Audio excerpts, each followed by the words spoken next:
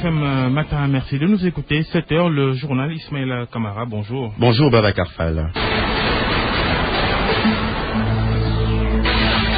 Les titres.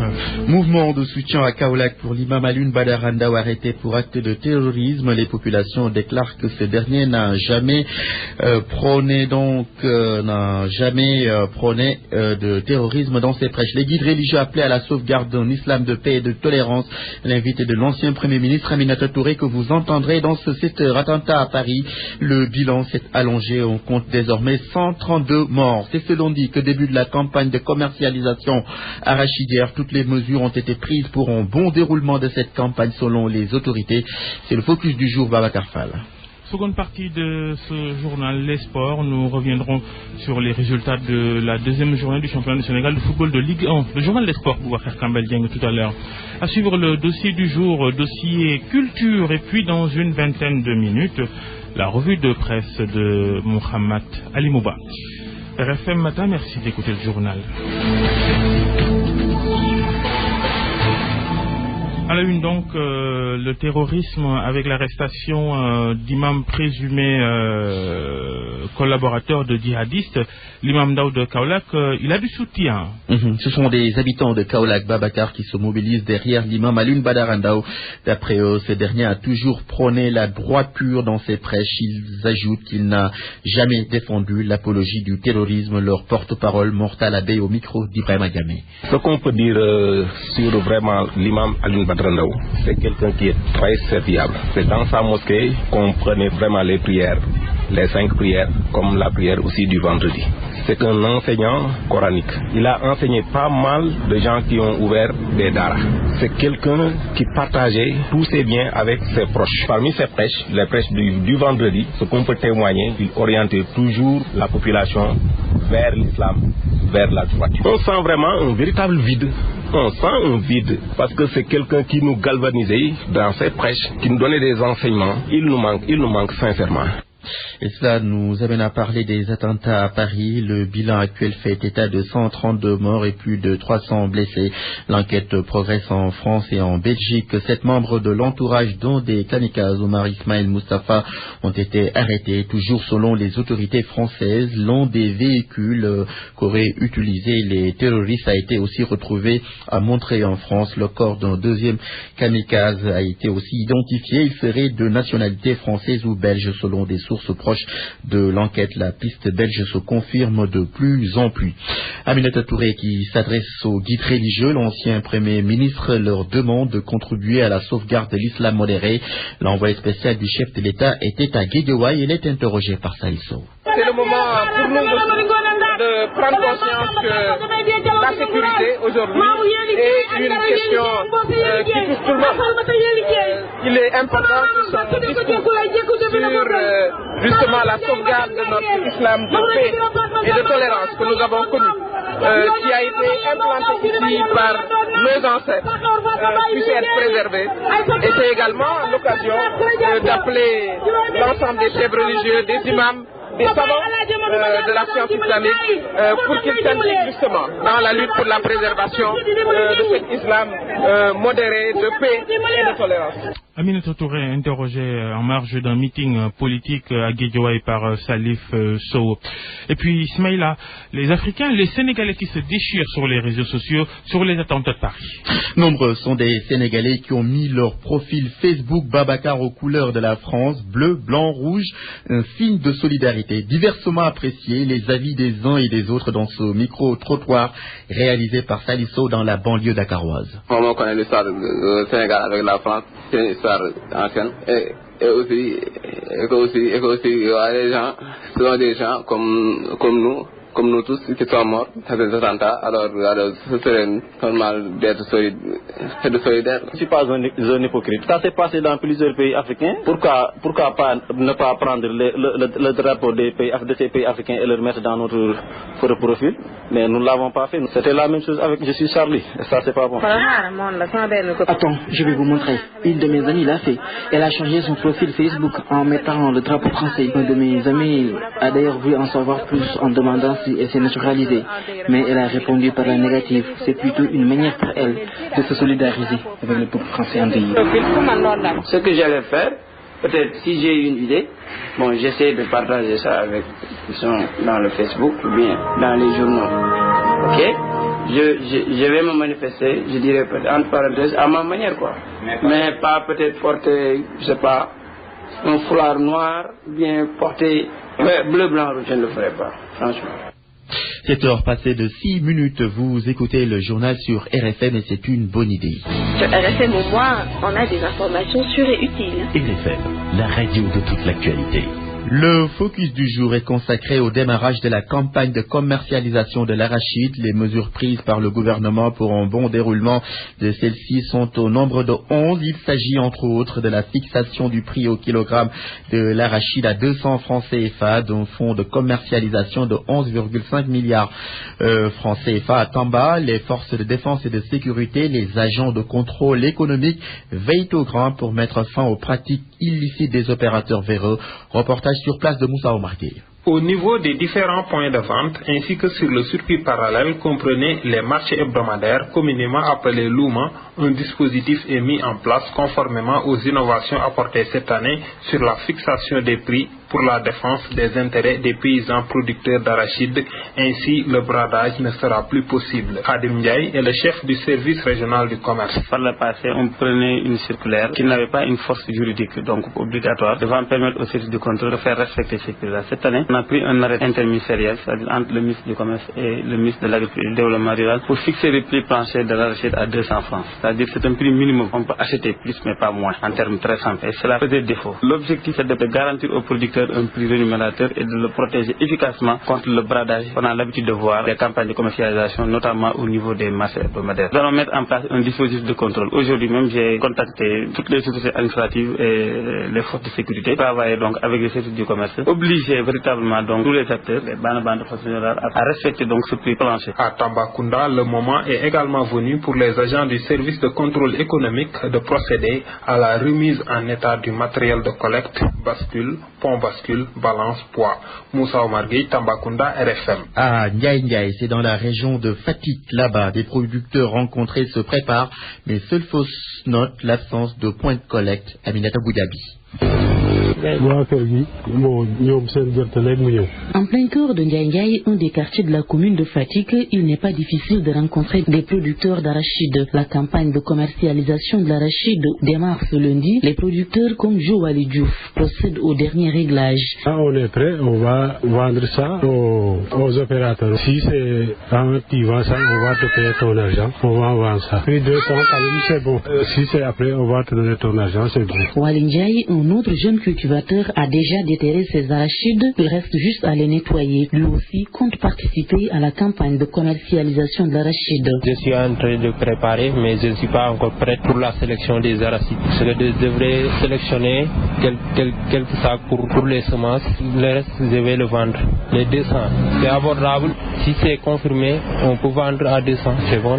Cependant, l'absence de points de collecte au niveau de la commune de Fatick décourage ces agriculteurs. Ils disent faire de longs voyages pour pouvoir écouler leur production arachidière. À Yébel, près de Kaola.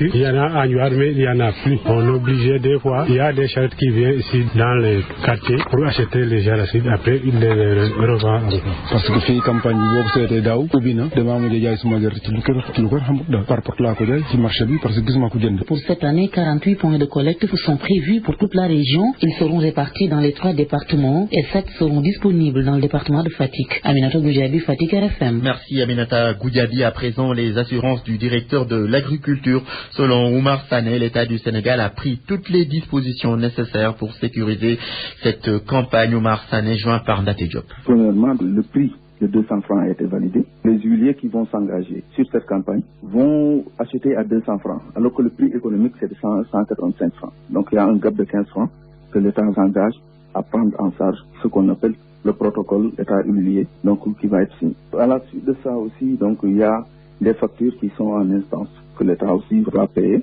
pour permettre en fait aux opérateurs, l'ensemble des opérateurs, de pouvoir disposer de l'argent et faire la collecte primaire.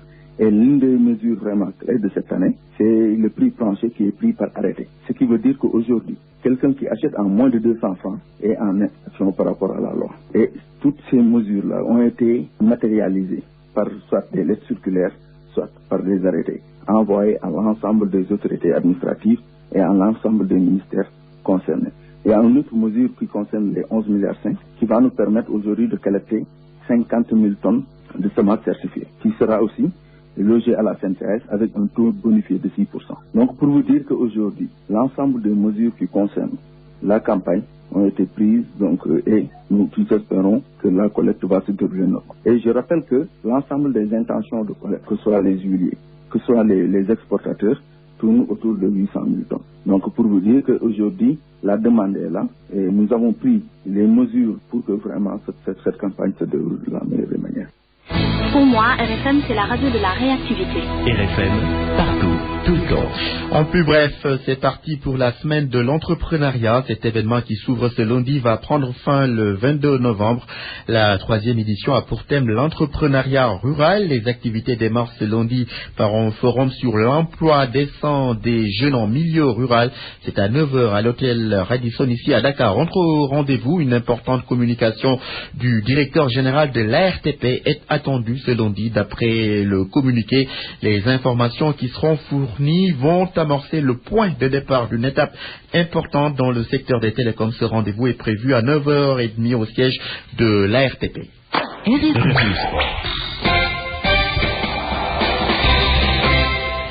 Et nous ouvrons la page des sports de ce journal à 7h passées de 12 minutes. Bonjour Boubacar Kambedian. Bonjour Ismaël, bonjour à tous. Football, Ligue 1 sénégalaise. La Linguère toujours leader après la deuxième journée. Une deuxième journée jouée le week-end dernier. Hier, le club saint-louisien s'est imposé à Diourbel face à la Sunoor 1-0.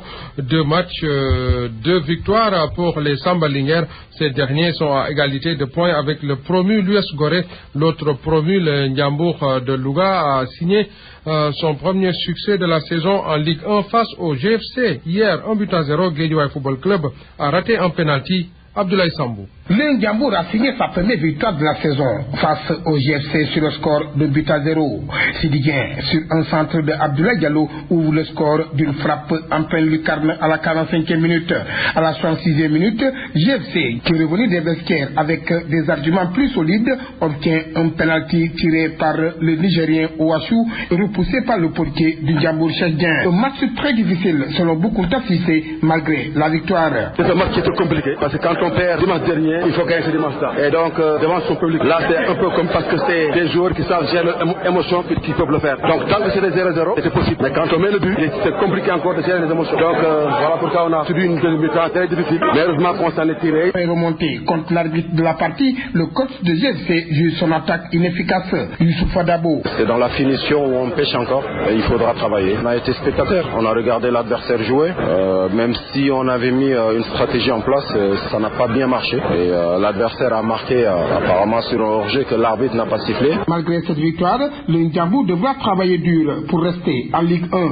Abdoulaye Sambou Louga, Radio Futur Média. Abdoulaye Sambou, hier au stade de Demba Diop, des regrets pour le Jaraaf de Dakar, rattrapé par Wakam un partout lors des dernières minutes de la fin de la partie à Caroline Faye. Victoire du stade de Mbour sur le Casa Sport 2-0. Mbour est 3e au classement à égalité avec Niar Italie. Ces deux clubs ont 2 points de retard sur le duo de tête constitué par la Linguère de Saint-Louis et l'US Gorée au bas du tableau. Sont relégables Sunoor et Casa Sport avec 2 défaites de rang.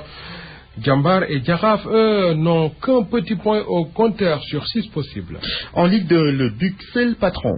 Les étudiants du Dakar Université Club ont remporté le week-end dernier leur 2e victoire d'affilée en 2 journées de championnat. Ils ont 2 longueurs d'avance sur Tenguek FC et sur l'AS Pikine. Pikine qui a ramené le point du match nul 0-0 hier à Saint-Louis contre Ndarguetch. Dans l'autre rencontre d'hier à Kébémer, Barguetch a dominé Athletics 1-0. La fin des matchs cet après-midi au stade Demba Diop avec 3 clubs qui vont chercher leur première victoire de la saison en L2. Port, Yego et Renaissance de Dakar au programme. 15h30 Renaissance Yego, 17h30 Port contre Dakar Sacré-Cœur. DSC qui aura à cœur de rejoindre le Dakar Université Club en tête du classement avec 2 victoires en 2 matchs. Football Sénégal-Madagascar en match officiel J-1. Dernier tour des préliminaires du mondial 2018 en Russie. Les Lions jouent demain leur qualification pour la phase de poule finale. Il s'agit là d'un match retour. Le Sénégal reçoit Madagascar. C'est au stade du président Léopold Sédar Senghor à partir de 19h. À l'aller, les 2 équipes avaient fait match nul 2 partout à Tana vendredi dernier. Les 2 sélections se sont entraînées hier sur le terrain du match. Cet après-midi, elles remettent ça au même endroit et l'observateur annonce le retour de El Hadj Ousseynou Diouf, mais le double ballon d'or africain va juste prendre part à la séance du jour. À la fin, il va délivrer un message à l'endroit de ses cadets. 6 pays sur 20 ont déjà validé leur qualification pour la phase de poule finale. La phase de poule finale de ces éliminatoires du mondial Russie 2018, ces 6 pays sont la Guinée-Conakry, le Maroc, la République démocratique du Congo, le Gabon, la Zambie et l'Ouganda. Et puis basketball pour terminer, Boubacar Kambelien. Avec le tournoi de montée en première division, garçons et filles au Sénégal, l'ASC Thiès Saltigué de Rufisque en messieurs retrouve l'élite chez les dames. C'est Ziguinchor Basket Club et Kaolack Basket Club qui vont jouer en première division. Ils ont composté leurs billets le week-end dernier. Merci Boubacar Kambelien pour cette page des sports. 7h17, la suite du journal tout juste après ceci. RFM, la radio de toute l'actualité. La FILDAC bat son plein, occasion pour la rédaction de s'intéresser aux éditeurs sénégalais qui investissent le marché des manuels scolaires. La concurrence est rude. Le constat a été fait par Djenaba Seydouba dans ce dossier culture. 1 100 000 ces livres doivent être distribués. Mormeng est un responsable des éditions des écoles nouvelles africaines Sénégal. C'est cette maison d'édition qui a gagné une partie du marché des manuels scolaires sénégalais pour le curriculum de l'éducation de base. Ce sont leurs livres qui sont enseignés en classe de CI, CP, CEA et CE2. L'expertise nationale au service de l'éducation, une vieille revendication des éditeurs. Chose faite, les acteurs s'en réjouissent.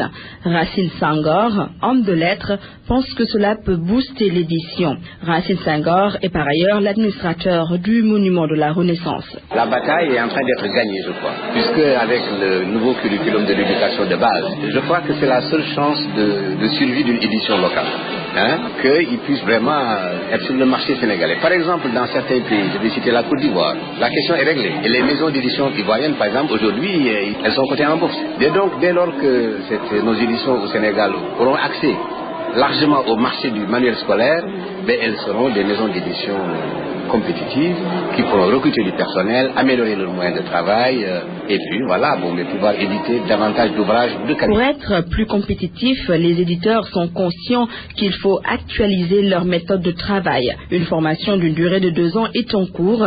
Saïd Nouroundiaï, directeur général des éditions Papyrus, et le trésorier de l'association des éditeurs du Sénégal. Nous sommes en train de nous battre. Il y a quand même des insuffisances. Bon, maintenant il faut... Donc vous allez vous mettre à jour, vous les éditeurs. Oui, bon, voilà, c'est un peu le vœu, quoi. Donc, pour que les gens soient au même niveau que les autres. Peut-être c'est lié aussi au contexte, au niveau de développement des fautes positives chez nous. Bon, nous avons recruté un coordonnateur qui va coordonner le projet de renforcement. En fait, c'est des séances, quoi, en fait, de formation, sur les marchés, sur les appels d'offres, peut-être un peu la technique aussi, quoi. En fait, c'est une formation qui va couvrir tous les aspects. Enaz a gagné le marché des manuels scolaires, mais est confronté au problème de la contrefaçon. Une grosse perte pour cette maison d'édition. Mormeng. CICP, nous les avons édités l'année dernière, nous avons distribué. Mais aujourd'hui, il existe des manuels contrefaits de nos manuels-là déjà sur le marché. C'est sûr que pour cette année, c'est un CE2, l'année prochaine, on risque de trouver la contrefaçon. Nous sommes les premiers à avoir fait des manuels de mathématiques typiquement sénégalais. Et ces manuels sont contrefaits depuis 3 ans. Ça veut dire que c'est un manuel identique avec notre logo et tout. Et ils sont vendus à moitié prix. Ça, c'est l'édition. Donc, vous voyez que, et puis l'édition, ce n'est pas la vie d'une maison d'édition. ce n'est pas seulement un marché qu'on gagne tous les 2 ans ou bien tous les 3 ans.